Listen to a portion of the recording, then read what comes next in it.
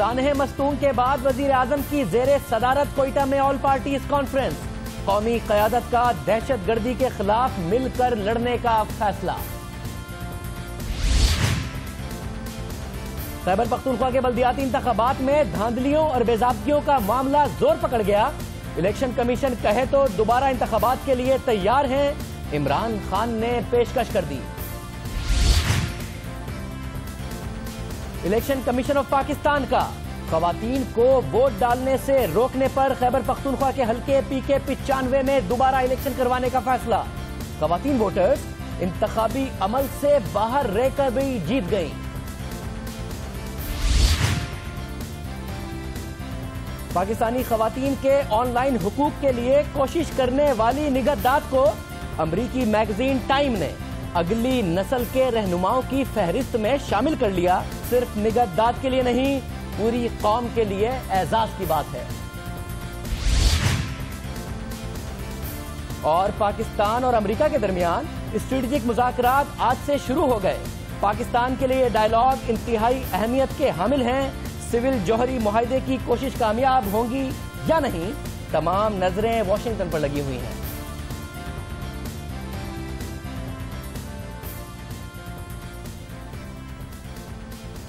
السلام علیکم، میں ہوں شاہزیب خانزادہ۔ گزشتہ ہفتے بلوچستان کے شہر مستونگ میں 22 مسافروں کے قتل کا المناک واقعہ پیش آیا، جنہیں دہشت گردوں نے بسوں سے اتار کر اغوا کرنے کے بعد قتل کر دیا تھا۔ اس افسوسناک سانحے کے بعد پیدا ہونے والی صورتحال پر غور کرنے کے لیے آج قومی قیادت بلوچستان کی صوبائی لیڈرشپ کے ہمراہ کوئٹہ میں سر جوڑ کر بیٹھی۔ وزیر اعظم نواز شریف کی سربراہی میں ہونے والی آل پارٹیز کانفرنس میں گورنر بلوچستان محمد خان اچکزئی اور وزیر اعلیٰ بلوچستان ڈاکٹر محمد عبد المالک بلوچ کے علاوہ وفاقی وزیر داخلہ چودھری نثار اور وفاقی وزیر برائے سرحدی علاقہ جات عبد القادر بلوچ بھی موجود تھے، جبکہ commander southern command lieutenant general Naseer Khan Janjua, I G F C اور آئی جی بلوچستان بھی اجلاس میں شریک تھے۔ اجلاس سے خطاب کرتے ہوئے وزیر اعظم نواز شریف نے سانحہ مستونگ کی چند عناصر کی سازش قرار دیا اس سانحہ مستونگ کو، اور ان کا کہنا تھا کہ وہ ان سازشوں کو کامیاب نہیں ہونے دیں گے۔ 3 دن پہلے یہ مستونگ کا جو واقعہ ہوا ہے، اس سے پہلے بھی جو ایسے واقعات ہوئے، یہ پاکستان کو یہ چند عناصر تباہی کی طرف لے کے جانا چاہتے ہیں، لیکن ہم انشاءاللہ تباہی کی طرف نہیں جانے دیں گے۔ وزیر اعظم کہہ رہے تھے کہ چند عناصر تباہی کی طرف لے جانا چاہتے ہیں، لیکن ہم انشاءاللہ انہیں ایسا کرنے میں کامیاب نہیں ہونے دیں گے۔ تاہم اجلاس اور بلوچستان میں امن و امان کی مجموعی صورتحال پر بات کرنے کے لیے ہمارے ساتھ موجود ہیں وزیر اعلیٰ بلوچستان عبد المالک بلوچ صاحب۔ عبد المالک بلوچ صاحب، بہت شکریہ وقت نکالنے کے لیے۔ یہ بتائیے گا، بڑا افسوسناک واقعہ تھا، پورے ملک کی طرف سے ہم نے دیکھا کہ کس طریقے سے اس کو کنڈیم کیا گیا، اس پر افسوس کا اظہار کیا گیا۔ بلوچستان کے عوام کے لیے بتائیے گا، عوام کی سیکیورٹی کے لیے بتائیے گا کہ اہم کیا اقدامات کرنے کا فیصلہ کیا گیا آج کے اجلاس میں؟ اس کا جو سب سے بڑا امپریشن عوام نے لی ہے وہ یہ ہے کہ چونکہ ایک ذمہ دار حکومت ہے اور جو بھی واقعہ ہوا ہے اس نے فیڈرل گورنمنٹ اور پروفیشنل گورنمنٹ نے اپنی ذمہ داری سمجھی ہے، اور یہاں پہ جو ہے نا آل پارٹی کانفرنسز بلا کے جو بنیادی جو ہے نا اس میں ڈیسیشنز ہوئے ہیں، اس میں یہی ہے کہ ایک تو ہم اپنی لا اینڈ آرڈر کو بہتر کریں گے، دہشت گردی کے خلاف جو ہے نا جو ہماری ایک جدوجہد جاری ہے اس کی خاتمہ کے لیے اس کو جو ہے نا ہم آگے لے جائیں گے۔ یہ جو ہماری ڈیولپمنٹ پروجیکٹ ہے، خاص طور پر پاک چائنا کوریڈورز، اس کو جو ہے نا ہم امپلیمنٹ کر لیں گے، اور جو بلوچستان کے اوورحال مجموعی گریونسز ہیں ان کو ہم ایڈریس کریں گے۔ یہ وہ مین چیدہ جو ہے نا باتیں تھیں جو آج کی آل پارٹی کانفرنس میں ہوئی ہیں، اور میاں صاحب نے اور چودھری نثار صاحب نے کافی تفصیلی بات کی۔ پہلے ہماری ایپکس کمیٹی کی میٹنگ ہوا، پھر ہم نے جو ہے نا یہ آل پارٹی کانفرنس کی۔ بھائی صاحب، ساتھ یہ بتائیے گا کہ جو پاکستان کے دشمن ہیں جنہوں نے یہ گھناؤنا واقعہ کیا، گھناؤنی سازش کرنے کی کوشش کی، آپ نہیں سمجھتے وہ ایک لسانی فساد چاہتے تھے؟ جس طریقے سے یہ ٹارگٹ کیا گیا ان وکٹم فیملیز کو جن کے لوگ مارے گئے، زخمی ہوئے، بڑا کریڈٹ جاتا ہے کہ انہوں نے اس عزم کو، ان کے عزائم کو کامیاب نہیں ہونے دیا، لسانی فساد کو ہوا نہیں پڑنے دی اور مسئلے کو اس طرف نہیں جانے دیا۔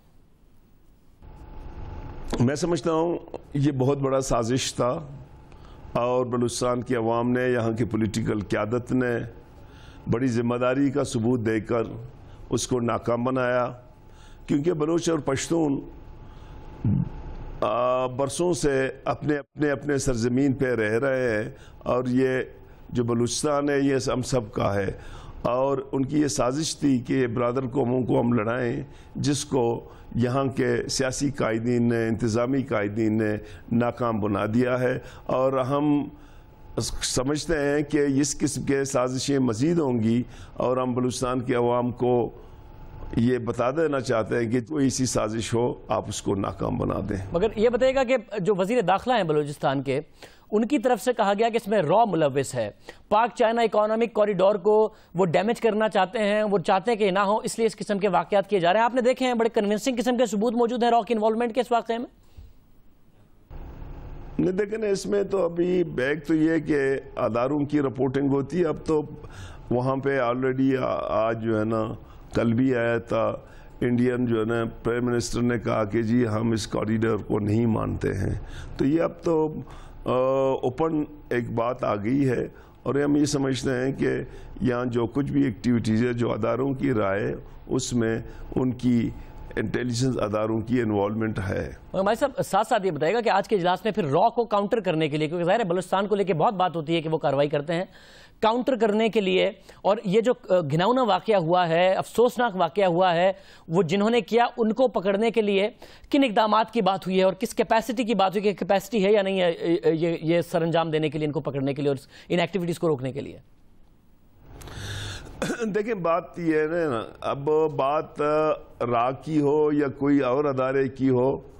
ہمیں اپنی انٹرنل جو سیکیورٹی ہے اس کو وہ مضبوط کرنے کی ضرورت ہے۔ جہاں لیپسز ہیں ان کو ہم ریوزٹ کر رہے ہیں، اور میں سمجھتا ہوں کہ بلوچستان میں مجموعی لا اینڈ آرڈر کی جو سچویشن ہے 2 سال پہلے، چاہے یہاں کڈنیپنگز ہوں یا روڈ ربریز ہوں یا جو ہے نا ٹارگیٹس کلنگز ہوں، یہ بہت حد تک کم ہوئے ہیں، لیکن چونکہ آپ سمجھتے ہیں کہ ہم یہاں پہ ایک کنفلکٹ زون میں ہیں، جنگی حیثیت ہے، وقتاً فوقتاً یہ واقعہ ہوتے ہیں۔ آج ہم نے وزیر اعظم صاحب کے سامنے بالکل تفصیلات بتائی کہ بلوچستان میں کرائم ریٹ کتنا ہم نے کم کیا ہے، اور انشاءاللہ ہم اس پہ مزید کام کریں گے، اس کو مزید کم کر لیں گے، لیکن ہم اس خوش فہمی میں نہیں رہیں کہ یہاں بالکل جو ہے نا حالات ٹھیک ہوں گے، کیونکہ جب تک یہ تمام چیزیں چل رہی ہیں اس میں ہمارے لیے مشکلات کسی بھی وقت پیدا ہو سکتا ہے۔ ہم اپنی سیکیورٹی کو جتنا زیادہ سخت کر سکتے ہیں اس کو ہم کر رہے ہیں۔ مگر مجھے بتائے گا، آپ جب 2 سال پہلے آپ نے کہا تھا کہ جو ناراض ہیں، جنہوں نے ہتھیار اٹھائے ہیں، ان کو منا کے ڈائیلاگ کی ٹیبل پر لے کے آئیں گے، آپ کو 2 سال ہو گئے ہیں، آپ کے 2 سال میں کتنے وہ ناراض لوگ ہتھیاروں سے دور اور ڈائیلاگ ٹیبل کے قریب آئے ہیں؟ میں سمجھتا ہوں کہ وہیں پہ نہیں ہے، لیکن یہ کہ اتنا بڑا پیش رفت بھی نہیں ہے۔ ہم انڈائریکٹلی انگیج کر رہے ہیں، ڈائریکٹلی میری ان سے کوئی ابھی تک بات چیت نہیں ہوئی ہے، لیکن انڈائریکٹلی جو ہمیں انگیج کر رہے ہیں، میں سمجھتا ہوں کہ جو پرامن بلوچستان کے نام پہ ہم ایک پیکیج دے رہے ہیں یا ایک اناؤنسمنٹ کر رہے ہیں، اس کو جب ہم اناؤنس کریں گے تب اس کے اثرات جو ہے نا آہستہ آہستہ پڑیں گے، اور میں نہیں سمجھتا ہوں کہ کیونکہ اس میں ہم بہت بڑی کامیابی کی امید نہیں رکھے، کیونکہ ہم ایک کنفلکٹ زون میں ہیں، اور کنفلکٹ زون کے ابھی لوازمات اب پاک چائنا کوریڈور میں اور مشکلات ہمارے لیے لوگ پیدا کریں گے، لیکن وی ول ٹرائی اور بیسٹ کہ ہم ان کو قائل کریں کہ جی بلوچ کی اگر آپ بات کرتے ہیں، بلوچ وسائل کی بات کرتے ہیں، بلوچ ساحل کی بات کرتے ہیں، تو اس کا راستہ صرف اور صرف جمہوریت ہے کہ آپ جمہوری انداز میں پاکستان میں اپنے حقوق کی لڑیں، تب آپ کو کچھ ملے گا۔ اگر جمہوریت نہیں ہوتی، مجھ جیسے ایک کامنر بلوچستان کے وزیر اعلیٰ نہیں بن سکتا تھا۔ اور صاحب مجھے ساتھ میں یہ بتائیے گا، پھر جب بھی بلوچستان کے حالات کی بات ہوتی ہے گزشتہ حکومتوں میں، یا تو سویلین حکومت کے ان ایفیکٹو ہونے کی، یا پھر اس کے جو اسٹیبلشمنٹوں سے تعلقات بہتر نہ ہونے کی بہت زیادہ باتیں ہوتی رہی ہیں۔ آپ کے 2 سال میں یہ بیلنس کس حد تک قائم ہوا ہے؟ آپ سمجھتے ہیں آپ کامیاب ہوئے اس بیلنس کو کامیاب کرنے میں، بہتر بنانے میں؟ دیکھیں میں سمجھتا ہوں اس میں دونوں طرف سے امپرومنٹ آئی ہے، اور ہم نے جو ایک پیس دیا ہے، ہم نے دیا ہے بلوچستان کو، چاہے وہ جس کو ہم یاد کرتے ہیں کوئٹہ ماڈل یا خزدار ماڈل، ان میں تمام ایجنسیز کو ہم نے ایک انفیوژن سیل بنایا ہے، جس میں تمام ایجنسی ایف سی ہے، دوسرے ایجنسی ہیں، پولیس ہے، وہ ہم انڈر انٹیریئر میں انڈر کمشنر کے انڈر کام کر رہے ہیں، اور وہ تعلقات بہتری کی وجہ سے بلوچستان میں امن آئی ہے، لیکن اگر ہم کنفلکٹ میں چلے جاتے تھے تو شاید وہ نہیں ہے، اس کو ہم نہیں دے سکے. اینڈ میری ابھی کوشش ہے کہ ہم کنفلکٹ میں بغیر جائے ہوئے، بغیر جو مسئلے ابھی تک حل نہیں ہوئے ہیں ان کو ہم حل کر لیں. عبدالمالک بلوچ صاحب بہت شکریہ. عبدالمالک بلوچ صاحب ہمارے ساتھ موجود تھے، وزیر اعلیٰ بلوچستان، اور کہہ رہے تھے کہ پوری کوششیں ہیں اور 2 سال میں بہت زیادہ پیش رفت بھی ہوئی ہے. پروگرام میں ایک بریک اور اس کے بعد ذکر ہوگا پاکستان تحریک انصاف اور اس کی خیبر پختونخوا میں حکومت مشکل کا شکار نظر آتی ہے. اتحادی جماعت اسلامی بھی تنقید کر رہی ہے اور بھرپور تنقید کر رہی ہے پاکستان تحریک انصاف پر. بلدیاتی انتخابات کے بعد تفصیل سے بات ہوگی ایک بریک کے بعد.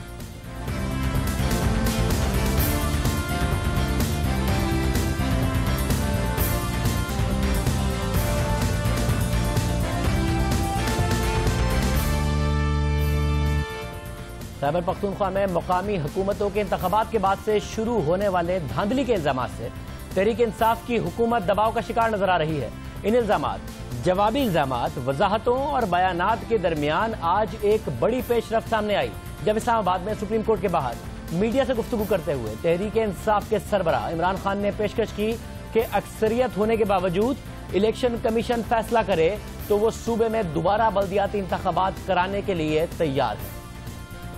پارٹی سے مل کے لڑا پھر بھی جیت گئے ہیں، اس کے باوجود میں کہہ رہا ہوں کہ پھر سے الیکشن کروائیں. ہم تیار ہیں. الیکشن کمیشن کو کہیں جا کے اپیل کریں. حلقوں پہ کروانا چاہتے ہیں، ری الیکشن کروانا چاہتے ہیں، فوج کی نگرانی میں ہو اس باری. ہم تیار ہیں. ڈویژن بائی ڈویژن کریں، ہم تیار ہیں. اور آج ایک ٹی وی انٹرویو میں عمران خان نے اعتراف کیا کہ خیبر پختونخوا کے بلدیاتی انتخابات میں دھاندلی ہوئی. اتنا بڑا الیکشن ہوا، اس میں بدنظمی ہوئی، اس میں دھاندلی ہوئی. آپ مان رہے ہیں دھاندلی ہوئی ہے؟ دھاندلی تو یعنی نظر آ رہا تھا کہ جس طرح کے جو لوگ ڈبے اٹھا رہے ہیں کئی جگہ لوگوں کو. آپ کے لوگوں نے ڈبے اٹھائے ہیں اور وہ صفائی دے گا کہ جب میں نے اس سے پوچھا کہ کیوں اٹھا رہا تھا، کیونکہ وہ وہاں وہ اس کے بقول دھاندلی روکنا تھا. بہرحال یہ عدالت فیصلہ کرے گی، لیکن کئی جگہ پہ پلان کر کے لڑائی کروائی گئی. دیکھیں نا، دھاندلی کا ایک اور بھی طریقہ ہے کہ اب مخالف کے ووٹر کو ووٹ ہی نہ ڈالنے دیں. آپ نے دیکھا کہ عمران خان صاحب کاشف عباسی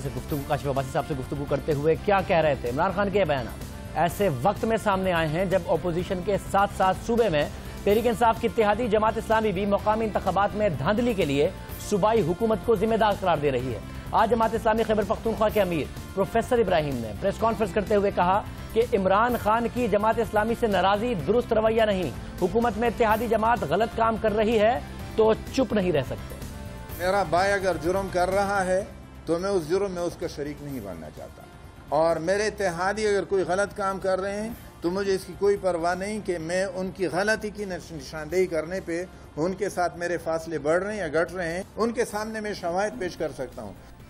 دوسری جانب اس معاملے کا تذکرہ آج کوئٹہ میں ہونے والی آل پارٹیز کانفرنس میں بھی ہوا، جہاں وزیر اعظم نواز شریف نے خیبر پختونخوا انتخابات میں ہونے والی بے نظمی پر تنقید کی، جبکہ پیپلز پارٹی کے رہنما اور قومی اسمبلی میں اپوزیشن لیڈر خورشید شاہ نے بھی انتخابات کو دھاندلی زدہ قرار دیتے ہوئے عدالتی تحقیقات اور ری پولنگ کرانے کا مطالبہ کیا. ایک انٹرسٹنگ صورتحال پیدا ہو گئی ہے جب خان صاحب خود کہہ رہے ہیں کہ الیکشن کمیشن فیصلہ کرے اور انتخابات کرا لیں. کسی قسم کے احتجاج کی گنجائش اس لیے نہیں بنتی کیونکہ میں خود انتخابات دوبارہ کرانے کے لیے تیار ہوں. اس پر بات کریں گے، تفصیل سے بات کریں گے. اس وقت ہمارے ساتھ عوامی نیشنل پارٹی کے سربراہ اسود یار ولی صاحب موجود ہیں. اسود یار ولی صاحب، بہت شکریہ کہ آپ نے ہمیں جوائن کیا. خان صاحب نے آج کہا ہے کہ کسی بھی قسم کے احتجاج کی، کسی بھی قسم کے دھرنے کی ہمارے خلاف اس لیے گنجائش نہیں ہے کہ میں خود کہہ رہا ہوں کہ اگر دھاندلی ہوئی ہے الیکشن کمیشن فیصلہ کرے دوبارہ انتخابات کرا لیں. پیشکش قبول کرتے ہیں آپ؟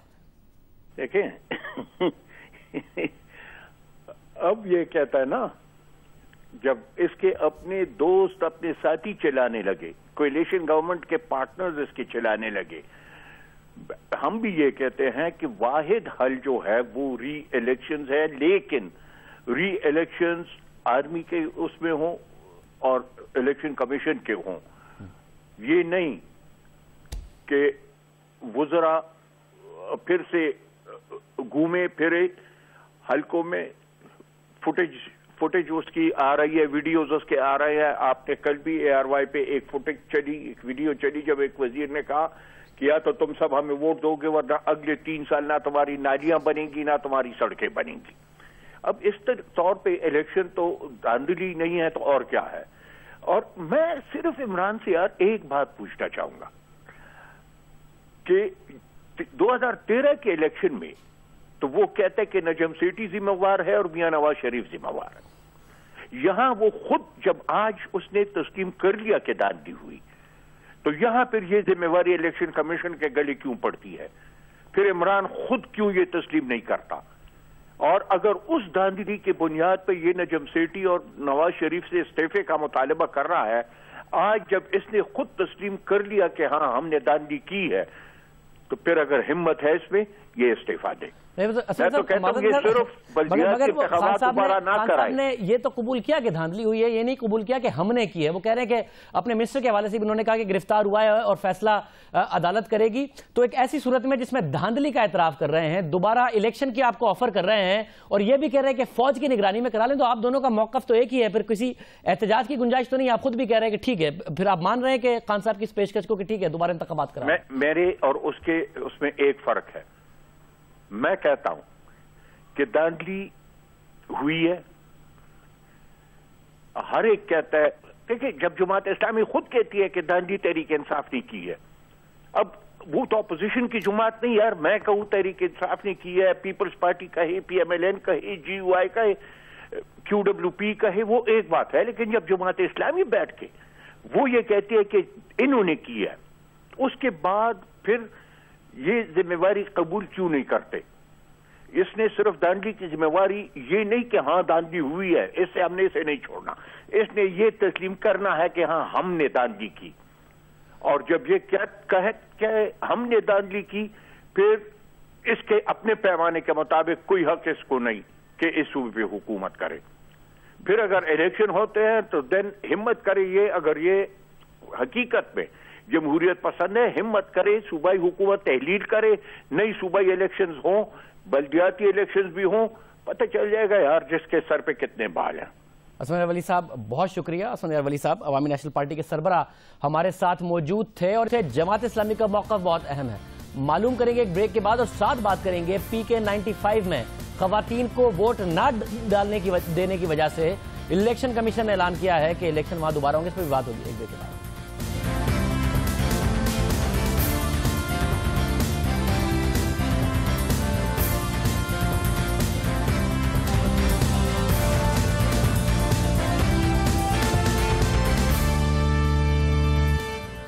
में दोबारा खुश आमदेद।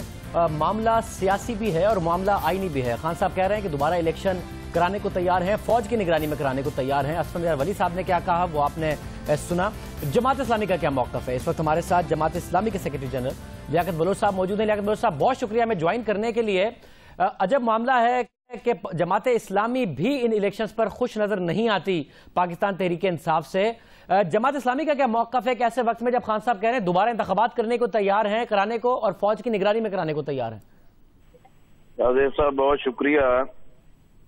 खैबर पख्तूनख्वा में बल्दियाती इंतखाबात हो गए और एक तवील मुद्दत से इसका इंतजार था। अब उन इंतखाबात का इनेकाद हो गया है।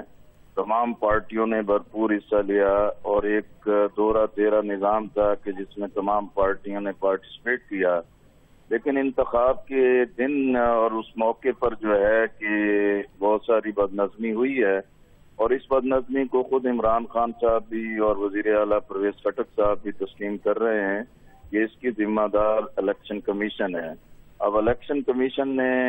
वापसी ये जवाब दिया है कि नहीं, सूबाई इंतजामिया या पुलिस और एडमिनिस्ट्रेशन जो है कि वो इसकी जिम्मेदार है। जहाँ तक मामला जमात इस्लामी या PTI का है, हम बिल्कुल हुकूमत में कंफर्टेबल हैं, लेकिन बल्दियाती इंतखाबात के हवाले से अगर कहीं मिसलीड हुई है या उन चीज़ों को कंडक्ट ठीक नहीं किया गया तो उस पर निशानदेही करना और उन एतराज़ात को सामने लेकर आना ये हमारा जमहूरी भी हक है, आईनी और सियासी हक भी है। अब जब इमरान खान साहब ये कह रहे हैं कि दोबारा इंतखाब हो सकता है तो दोबारा इंतखाब के लिए तो सूबाई हुकूमत आज खुद फैसला कर सकती है, वज़ीर आला फैसला कर सकते हैं, कैबिनेट में ये फैसला हो सकता है, सूबाई असम्बली में ये चीज़ों को ज़ेर बहस लाया जा सकता है। اور دوسری صورت یہی ہو سکتی ہے کہ جیسے خود پی ٹی آئی نے 2013 کے انتخابات میں دھاندلی کی بنیاد پر جو احتجاج کیا، دھرنا کیا، پھر سیاسی جرگے ہوئے، مذاکرات ہوئے اور بالآخر ایک عدالتی کمیشن بنا ہے، تو میرا خیال ہے کہ جب یہ پیٹرن سیٹ ہو گیا ہے کہ اعتراضات کی صورت میں عدالت سے رجوع کیا جائے گا، تو زیادہ بہتر ہوگا کہ وزیر اعلیٰ ان انتخابات کے پورے جائزے کے لیے ایک صوبائی سطح پر ہائی کورٹ کے چیف جسٹس کو کہہ کر اس کا ایک کمیشن تشکیل دے کے اس کی تمام تحقیقات کی جا سکتی ہیں۔ اچھا، مگر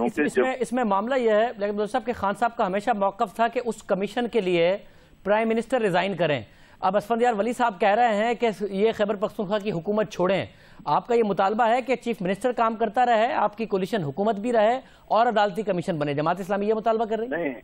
گزارش یہ ہے کہ جب پی ٹی آئی کے ساتھ تھے ہم نے اس وقت بھی ان کے اس مطالبے کی حمایت نہیں کی تھی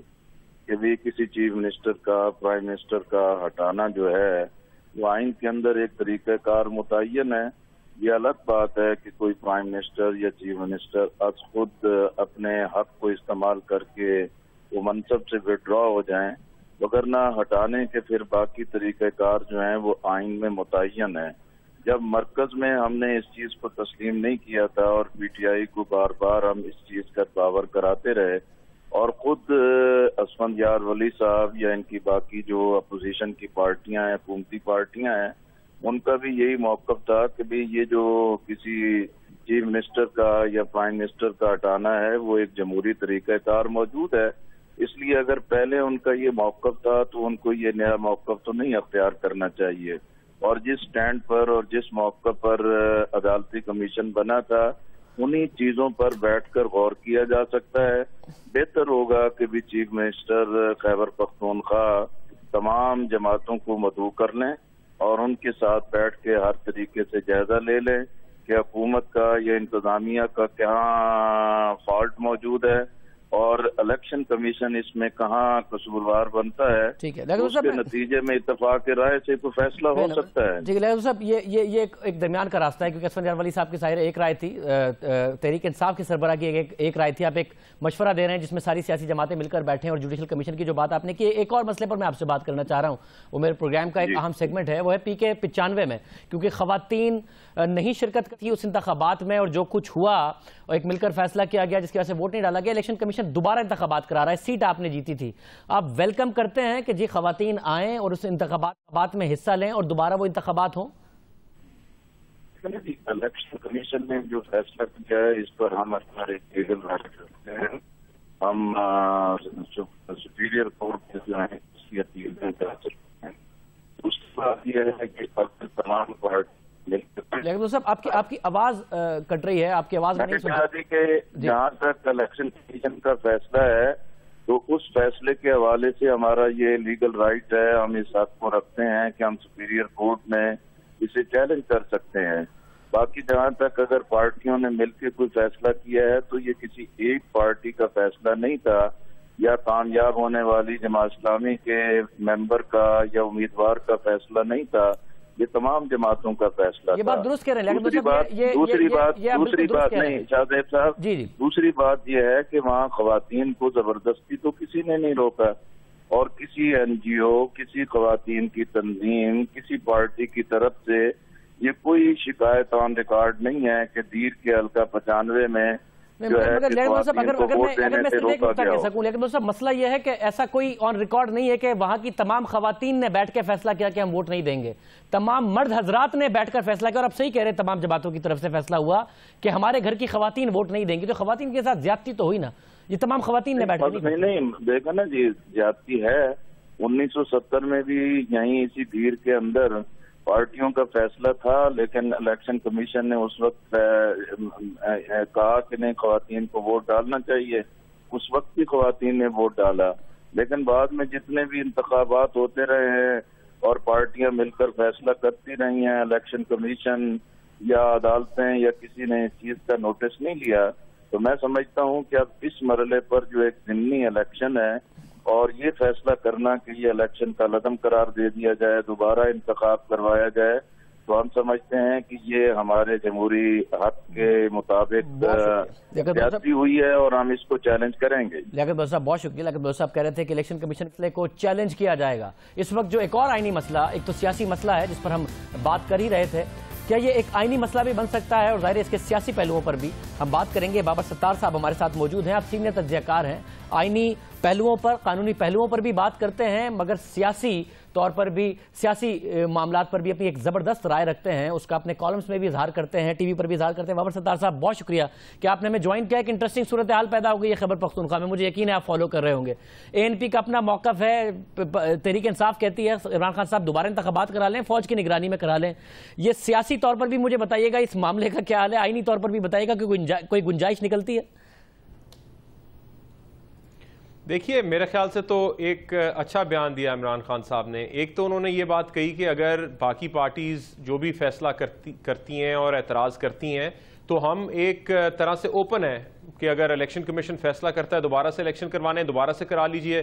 اور اگر وہ کہتے ہیں کہ کچھ حلقوں میں کروانے کچھ حلقوں میں کروا لیتے ہیں، یعنی کہنا وہ یہ چاہ رہے تھے کہ ہم عدالتوں میں، جس طرح ابھی لیاقت بلوچ صاحب فرما رہے تھے کہ ہم عدالتوں میں حق رکھتے ہیں، جائیں گے، اپوز کریں گے الیکشن کمیشن کے فیصلے کو، تو وہ یہ کہہ رہے تھے کہ ہم نہیں اپوز کریں گے اور جو بھی الیکشن کمیشن فیصلہ کر لے گا وہ ہم اس کے ساتھ چلیں گے۔ لیکن میرے خیال سے جو زیادہ اس میں انٹرسٹنگ بات ہے، ایک تو لمیٹیشنز نظر آ رہی ہیں شاہ زیب صاحب، ایک نظر آ رہا ہے کہ معاشرے کی کچھ پرابلمز ہیں، وہ 2013 کے الیکشن میں بھی تھے، اس کے بارے میں تحریک انصاف نے بہت بات چیت کی، لیکن اب وہ خود حکومت میں وہاں پہ ابھی بھی انہیں وہ فیس کرنے پڑ رہے ہیں جو ہمارے معاشرے کے مسئلے ہیں، جو لڑائیاں بھی ہوتی ہیں، لوگ فراڈ بھی کرتے ہیں، کوشش بھی کرتے ہیں، وائلنس بھی ہو جاتی ہے۔ دوسرا ایشو ہے انسٹیٹیوشنل ویکنسز کا۔ اب وہ تو دھاندلی کہہ رہے ہیں کہ ہم دھاندلی نہیں کرانا چاہ رہے، دھاندلی والے الیکشنوں سے ہم پاور نہیں لینا چاہ رہے، لیکن اس کے باوجود الیکشن کمیشن کی اپنی لمیٹیشنز نظر آ رہی ہیں کہ یہ ایسا ادارہ اتنا مستحکم نہیں ہے، اتنا مضبوط نہیں ہے، منظم نہیں ہے کہ اتنے بڑے مسئلے کو، اتنے بڑے ایک آرگنائزیشنل ایشو ہے، اتنے زیادہ لوگوں کا الیکشن کروانا، پاکستان ایک بہت بڑا ملک ہے، سو اس کی جو لیمیٹیشنز ہے وہ بھی ہمیں سامنے نظر آ رہی ہیں اور اس کے اوپر بھی بات کرنی پڑے گی۔ 2 سال سے ہم خالی دھاندلی کی بات کر رہے ہیں اور ظاہر ہے جوڈیشل کمیشن بھی بیٹھا ہوا ہے، وہاں پہ بھی یہ بات چیت ہو رہی ہے، اور بیچ میں یہ الیکشن ہوتے ہیں جہاں پہ تحریک انصاف خود حکومت میں اور نظر آتا ہے کہ اسی طرح کی یہاں پہ بھی کمپلینٹس آ رہی ہیں۔ سو آئی گیس یہ ضرورت ہے کہ تھوڑا سا بیک آف کر کے دیکھیں کہ آگے الیکشنز میں کیا طریقہ ہے حل کرنے کا، اور وہ رسپانس انسٹیٹیوشنل لانی پڑے گی۔ مطلب آپ سمجھتے ہیں کہ آج اسفندیار ولی صاحب کے سامنے جب ہم نے یہ نقطہ رکھا کہ خان صاحب تو خود کہہ رہے ہیں کہ دوبارہ کرا لیں، فوج کی نگرانی میں کرا لیں، تو انہوں نے کہا کہ ٹھیک ہے مگر ان کی حکومت پھر اس پر ریزائن کرے، ان کی حکومت کو ریزائن کرنا پڑے گا، کیونکہ اور انہوں نے موقف یاد دلایا جو خان صاحب کا دھرنوں کے دوران ہوتا تھا۔ یہ سیاست برائے سیاست ہو رہی ہے یا پھر صحیح موقف ہے خان صاحب کی سیاست کو رکھتے ہوئے اسفندیار ولی صاحب کا؟ دیکھیے سیاست تو ہو رہی ہے، آپ کی اپنی باتیں ہوتی ہیں وہ کسی نہ کسی سٹیج پہ پھر آپ کے سامنے بھی آتی ہیں۔ اب اتنی گفتگو دھرنے کے زمانے میں، اب ظاہر ہے وہ سارے بیان لوگوں کو یاد ہیں، وہ آپ چلائیں گے بھی، باقی لوگ بھی اس کا ذکر کریں گے، لیکن ٹھیک ہے وہ سیاست ساری اپنی جگہ پہ ہے، لیکن جو لمیٹیشنز ہیں میرے خیال سے وہ بھی سامنے ہیں۔ بہرحال یہ نہ جماعت اسلامی کا فیصلہ، تحریک انصاف کا فیصلہ ہے، نہ جماعت اسلامی کا، نہ ANP کا، یہ فیصلہ تو الیکشن کمیشن نے کرنا ہے، ان کا کام ہے، ان کے پاس جو کمپلینٹس جائیں گی اس کے بعد آگے جو ٹرائبونلز بنے جہاں پہ اور کمپلینٹس جا سکتی ہیں انہوں نے فیصلہ کرنا ہے۔ سو یہاں پہ تو ایک اندیا دے سکتی ہے کوئی پولیٹیکل پارٹی کہ ہم کس چیز کو ڈیلے کریں گے یا ڈریگ آؤٹ کریں گے یا نہیں کریں گے، اور میرا خیال سے تحریک انصاف ظاہر ہے جو سخت موقف انہوں نے اپنایا تھا PMLN کے اگینسٹ 2013 کے بعد، اس کی وجہ سے وہ اب ایک موقف اختیار کر رہے ہیں کہ جناب ہمیں دھاندلی والے الیکشن سے جیت کی حکومت نہیں کرنی ہے، لیکن کچھ میرا خیال ہے الفاظ اپنے دوبارہ سے یاد جب آئیں گے تو شرمندگی تو ہوگی تھوڑی بہت۔ بہت شکریہ بابر ستار صاحب ہمارے ساتھ موجود تھے، تجزیہ دے رہے تھے، الیکشن کمیشن کی کیپیسٹی کا بار بار ذکر کر رہے تھے کہ اس کا جو مسئلہ ہے، اور جب ہم بات کر رہے تھے جماعت اسلامی کے سیکرٹری جنرل لیاقت بلوچ صاحب سے تو ہم نے NAP کے 95 کے حوالے سے بھی ان سے سوال کیا، اور وہ کہہ رہے تھے کہ ہم اس کو چیلنج کریں گے۔ جب یہ خواتین کو ووٹ ڈالنے کا حق نہیں دیا گیا تھا اس دن ہمارے ساتھ سراج الحق صاحب موجود تھے، امیر جماعت اسلامی، ان سے ہم نے گفتگو کی تھی، کیا بات ہوئی تھی اس حوالے سے ذرا سنیں۔ جماعت اسلامی کے تو MNA ہمارے ہے عائشہ سید صاحبہ، وہاں گئی تھی خواتین کا اجتماع اور ان کو ووٹ کا استعمال پہ زور دینا، اس طرح راشد ظفر ایک MP ہے وہ بھی گئی تھی جماعت اسلامی کی طرف سے، انہوں نے بھی وہاں کافی کنونسنگ کی کہ خواتین ووٹ استعمال کرے، لیکن بہرحال خواتین ووٹ کے لیے نہیں نکلے تو جبر کی وجہ سے نہیں، اپنی مرضی کی وجہ سے، اور ان کا یہ بھی رائٹ ہے کہ جائیں اور یہ بھی رائٹ ہے کہ نہ جائیں۔ آپ نے دیکھا کہ سراج الحق صاحب کیا کہہ رہے تھے۔ ہمارے اس پروگرام کے اگلے دن 8 مئی کو الیکشن کمیشن نے اس مسئلے کا نوٹس لیا اور آج الیکشن کمیشن کی طرف سے فیصلہ آیا ہے کہ دوبارہ انتخابات ہوں گے، جس کو جماعت اسلامی کہہ رہی ہے کہ چیلنج کیا جائے گا ایک ایسے انتخابات کو جس میں خواتین نے سرے سے ووٹ ہی نہیں ڈالا، خواتین کو سرے سے ووٹ ڈالنے کا حق ہی نہیں دیا گیا۔ آج پروگرام میں ایک بریک شامل کرتے ہیں، اس کے بعد ذکر ہوگا ایک اور خاتون کا، جہاں ہم بات کر رہے ہیں کہ خواتین ووٹ ڈالیں، وہاں ایک اور خاتون ہے جو پاکستان کے لیے، پاکستان میں خواتین کے لیے ایک بہت بڑا کام کر رہی ہیں اور اس کو انٹرنیشنلی ریکگنائز بھی کیا جا رہا ہے۔ بات ہوگی نگہداشت کی ایک بریک کے بعد۔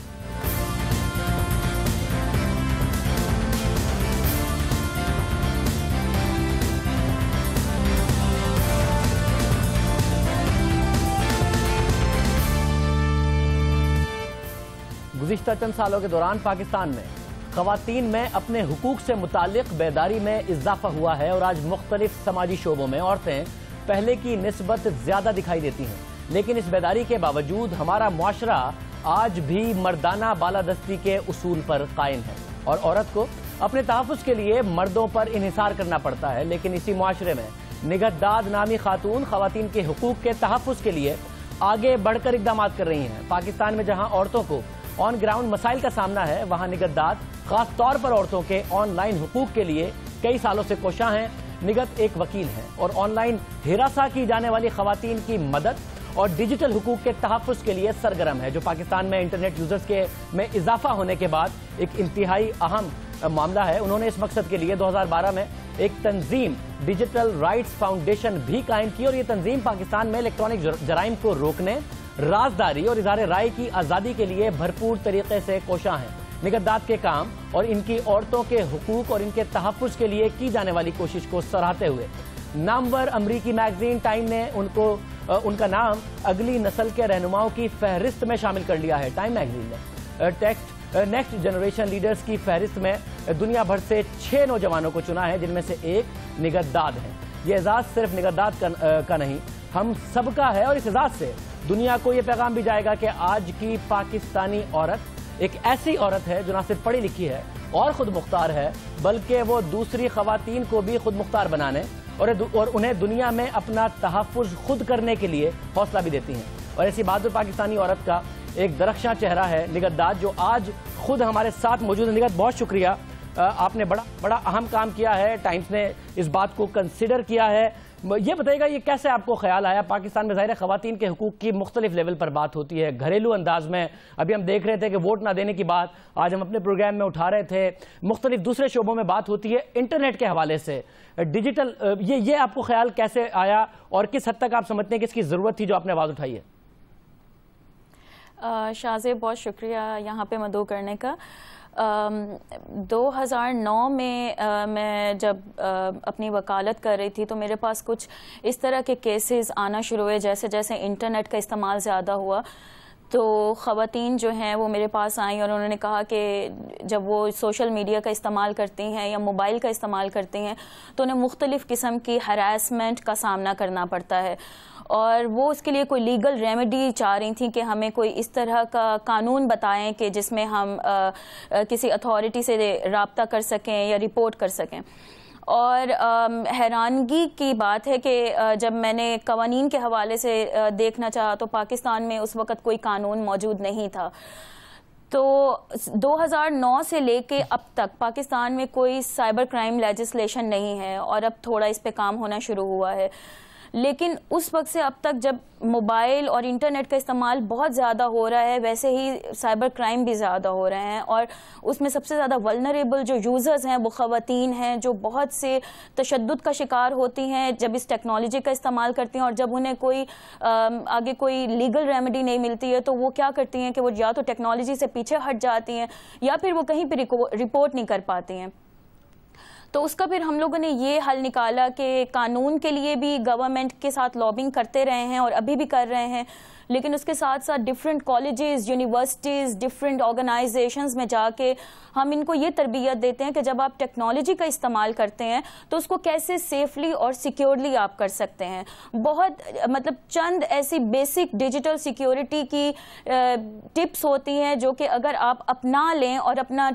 بیہیویئر جو ہے ٹورڈز ٹیکنالوجی تھوڑا سا چینج کر لیں تو آپ بہت سی قسم کی ہراسمنٹ سے خود بھی بچ سکتے ہیں.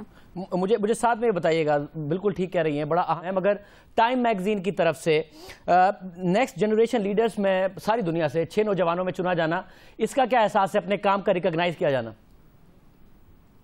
اس کا مجھے بہت زیادہ فخر یہ محسوس ہو رہا ہے کہ پاکستان کا نام جو ہے وہ ایک مثبت طریقے سے سامنے آیا ہے. جہاں پہ بہت سی منفی خبریں ہمیں انٹرنیشنل میڈیا میں اور لوکل میڈیا میں نظر آتی ہیں، وہاں پہ اگر آپ کو ایک اتنی بڑی ریکگنیشن ملتی ہے تو یہ صرف میرے لیے فخر کی بات نہیں ہے، یہ پوری قوم کے لیے فخر کی بات ہے، یہ پاکستان کے لیے فخر کی بات ہے کہ ایک مثبت انداز سے جو ہے وہ پاکستان کا نام سامنے آیا ہے. بہت شکریہ، اور آپ زبردست کام کر رہی ہیں، اپنا زبردست کام جاری رکھیے پاکستان میں خواتین کے حقوق کے لیے. بہت شکریہ کہ آپ نے ہمیں پروگرام میں جوائن کیا. پروگرام کے آخر میں بات کرتے ہیں واشنگٹن میں ہونے والے پاک امریکہ اسٹریٹجک ڈائلاگ کی، سول نیوکلیئر تعاون پر ہونے والے یہ اہم ڈائلاگ واشنگٹن میں شروع ہو چکے ہیں. پاکستانی وفد کی قیادت سیکرٹری خارجہ اعزاز احمد چودھری، جبکہ امریکہ کی arms control and international security کی انڈر سیکرٹری آف اسٹیٹ کی طرف سے اس وفد کی امریکی وفد کی قیادت کی جا رہی ہے. اسٹریٹجک مذاکرات میں جنوبی ایشیا میں اسٹریٹجک استحکام بشمول جوہری عدم پھیلاؤ، سول جوہری تعاون اور جوہری تحفظ کے دیگر شعبے سیکیورٹی وغیرہ شامل ہیں. سفارتی ذرائع کا کہنا ہے کہ ان مذاکرات میں پاک امریکہ اسٹریٹجک ان مذاکرات کا جو مرکز ہے وہ سول نیوکلیئر تعاون رہے گا، اور پاکستان کی کوشش ہے، اور ہمیشہ پاکستان نے یہ آواز اٹھائی ہے، ایک دفعہ پھر پاکستان کی کوشش ہے کہ امریکہ کو راضی کیا جائے کہ وہ بھارت کے ساتھ کیے گئے سول نیوکلیئر معاہدے کی طرز پر پاکستان کے ساتھ بھی معاہدہ کرے. یہ پاکستان گزشتہ کئی سالوں سے آواز اٹھاتا رہا ہے. پیر کو سیکرٹری خارجہ اعزاز چودھری نے پاکستانی سفارت خانے میں ایک نیوز بریفنگ میں بھی کہا ہے کہ امریکہ کا ہندوستان کے ساتھ جوہری معاہدہ جنوبی ایشیا میں اسٹریٹجک استحکام کو متاثر کرے گا. اسٹریٹجک توازن کو برقرار رکھنا جنوبی ایشیا میں امن کے لیے ضروری ہے، اور یہی ہماری مذاکرات میں مرکزی لائن ہے. سیکرٹری خارجہ اعزاز چودھری نے مزید کہا کہ جنوری 2004 میں جوہری اعتماد سازی کی بات چیت کے مشترکہ اعلامیے میں پاکستان اور ہندوستان دونوں کو خطے میں اسٹریٹجک توازن کا عنصر قرار دیا گیا تھا. اب کوئی بھی امتیازی سلوک اسٹریٹجک استحکام کے لیے اچھا نہیں ہوگا. یہ پاکستان کے سیکرٹری خارجہ کی طرف سے بات کی گئی تھی. یہ مذاکرات شروع ہو چکے ہیں، اور پاکستان اور امریکہ کے تعلقات کوئی ہسٹورک لو پر نہیں ہے. ماضی میں ایسا بھی ہوا کہ یہ مذاکرات ہو رہے تھے اور پاکستان اور امریکہ کے تعلق تاریخ کے کہا جا رہا تھا کہ بہت بری سطح پر ہیں، بالکل اچھے تعلقات نہیں ہیں، مگر اب ایسا نہیں ہے کہ تعلقات برے ہوں. تو ان معاملات کا اٹھانا اور ان پر پیش رفت ہونا کس حد تک اس پر پیش رفت ہوگی، یہ ہم اپنے پروگرام میں بات کرتے رہیں گے. آج یہ مذاکرات شروع ہو گئے ہیں. آج کے پروگرام میں اتنا ہی. کل کے پروگرام میں آپ سے پھر ملاقات ہوگی. اجازت دیجیے. اللہ حافظ.